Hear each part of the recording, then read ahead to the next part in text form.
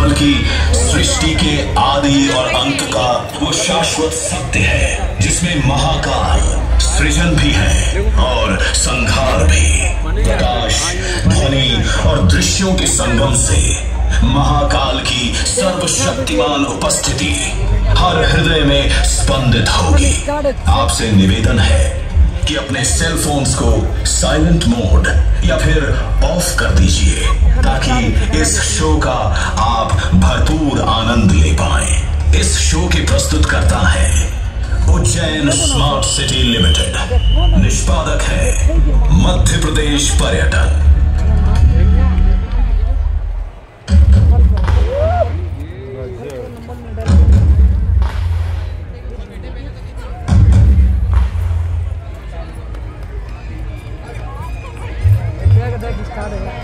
अच्छा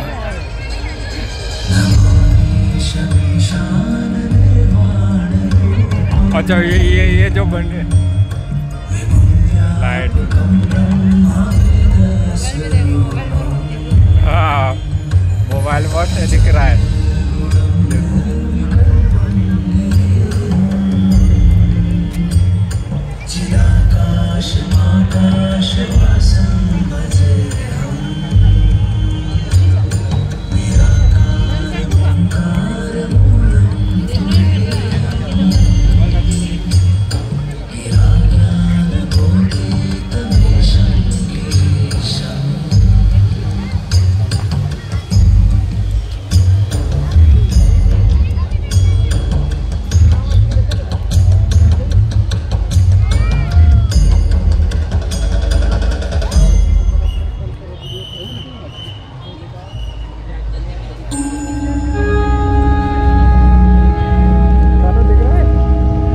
देखना होगा, पीछे से देखना।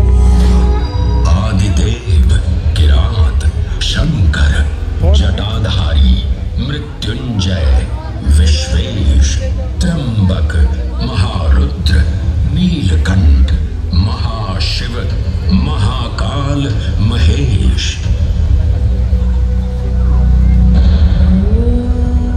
महाकाल जिनके उद्गम से उत्पन्न होती सृष्टि की लय।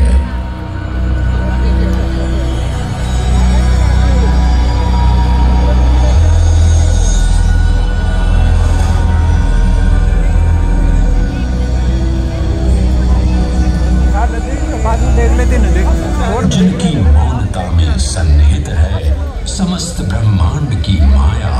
इन महान देव को नमन करने से पूर्व आइए वंदन करें उस रूप को जो स्वयं शिव से पहले पूजित होते हैं, श्री गोपू बालेश्वर। जब एक 5 वर्षीय बालक ने राजा चंद्रसेन को अपनी अमूल्य मणि की रक्षा हेतु महाकाल की उपासना में लीन देखा तो वो भी भक्ति में तल्लीन हो गया। माँ के बार बार बुलाने के बावजूद वो अपनी पूजा में एकाग्र रहा।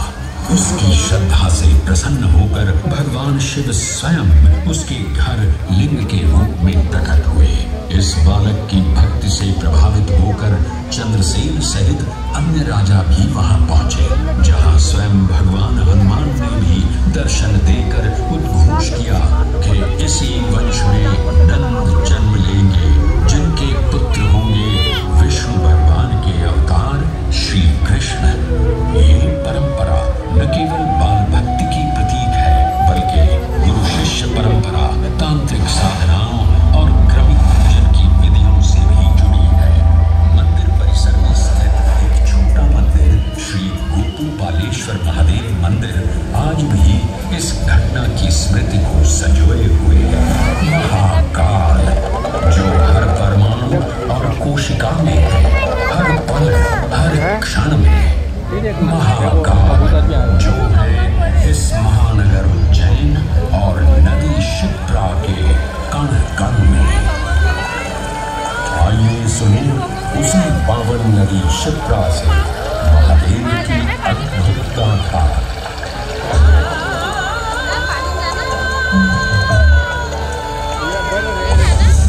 भगवान विष्णु के अवतार वराह के हृदय से उत्पन्न पवित्र पावनी शिप्रा उद्गम उद्गम तो मेरा श्री हरि के हृदय से होगा, पर मैं प्रवाहित हो रही हूँ महाकाल के चरणों में।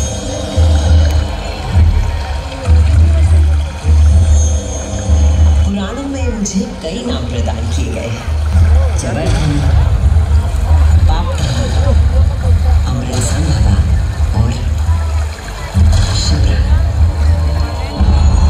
वर्तमान कथा का प्रवाह आरंभ करने से पूर्व यह आवश्यक है कि मैं आप सभी को अपने उद्गम की उस दिव्य गाथा से अवगत कराऊं, जिसे जानकर आप अचंभित हो जाओगे। मेरा उद्गम ऋषि अत्रि से जुड़ा है।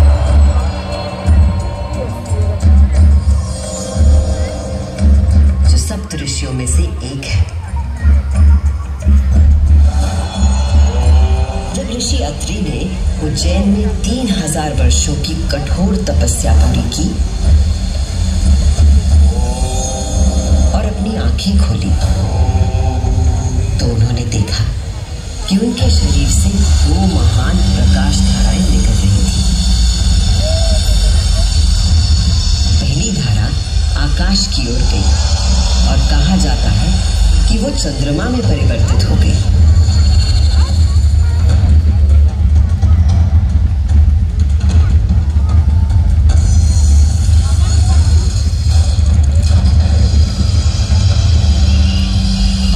प्रकाश धारा पृथ्वी की ओर गई और उसने मेरा रूप धारण कर लिया। और उस प्राचीन काल से बहती आ रही हूं मैं इतिहास, आध्यात्मिकता, दिव्यता की कहानियां अपने साथ लेकर। कहानियां महाकाल की, जो विश्व का आदि और अंत है, जीवन का आरंभ और समापन जिनकी इच्छा से होता है, जो इस विश्व की निस्तब्धता और ध्वनि दोनों है।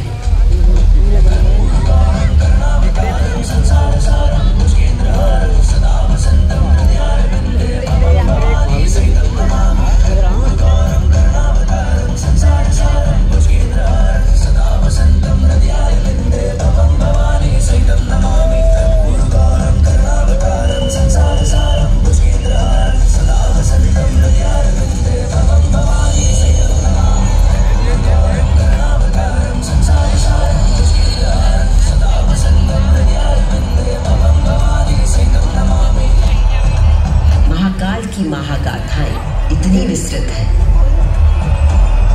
कि वे काल और अंतरिक्ष की सीमाओं को पार कर सकती है।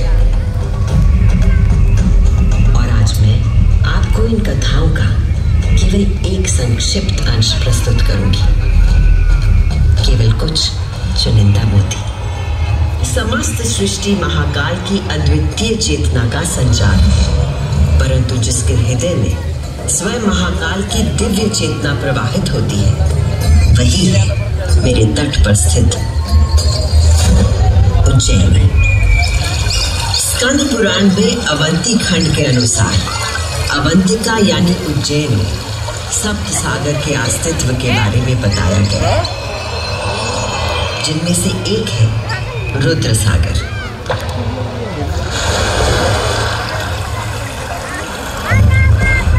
सागर जहां आज आप सब विराजमान हैं, जहां पर अनादिकाल से ब्रह्म कमल खिला करते थे, जहां भगवान शिव स्वयं अपने गले में धारण मुंडों की माला का प्रक्षालन करते थे। पौराणिक प्रमाणों में मिलता है कि यदि कोई व्यक्ति अनजाने में भी इस जल का स्पर्श करता है तो 7 कुल का उद्धार हो जाता है।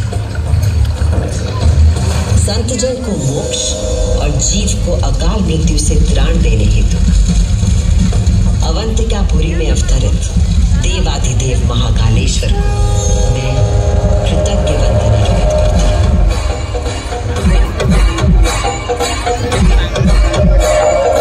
हूँ। आज मैं शिप्रा देवी आपको उन्हीं महाकाल की शिव पुराण में उल्लिखित एक गाथा सुनाती हूँ।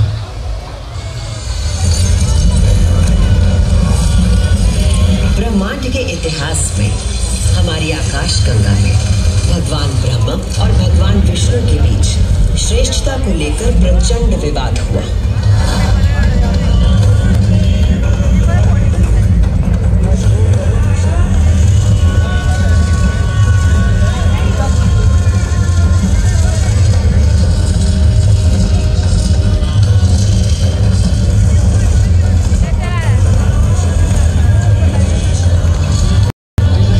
जब अपनी पराकाष्ठा तक पहुंच गया तो दोनों अपने अपने दिव्यास्त्र लेकर आपस में युद्ध करने के लिए तैयार हो गए। स्वर्ग में हाहाकार मच गया।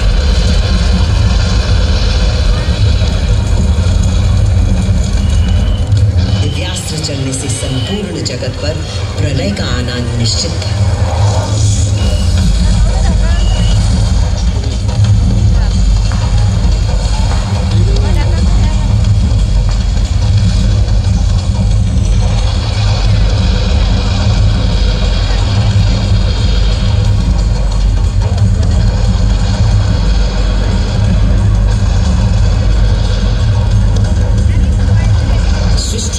प्रकोप से बचाने के लिए और इन दोनों के विवाद को रोकने के लिए भगवान शिव को माया रचनी पड़ी और अकस्मात अग्नि की ज्वालाओं से लिपटा हुआ एक महान अग्नि स्तंभ आकर स्थापित हो गया, जिससे दोनों देवताओं के दिव्यास्त्र स्वयं ही शांत हो गए।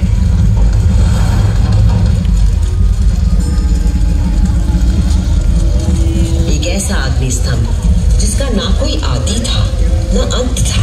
दोनों देवों ने अनुभूत किया कि स्तंभ के पीछे निसंदेह कोई अद्वितीय अलौकिक शक्ति निहित है। वे दोनों बोल उठे, हे महाप्रभु, आप हमें अपने यथार्थ रूप के दर्शन कराइए। तब उस स्तंभ से महादेव स्वयं प्रकट हुए।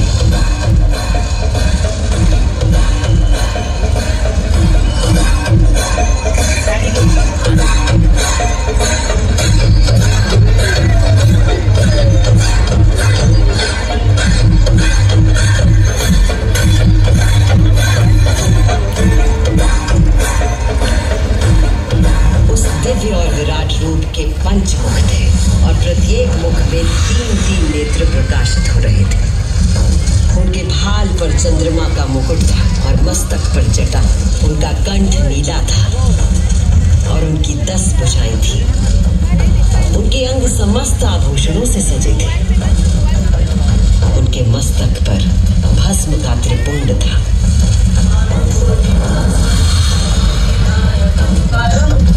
Kancham Sita Hidayakam Sri Bhojan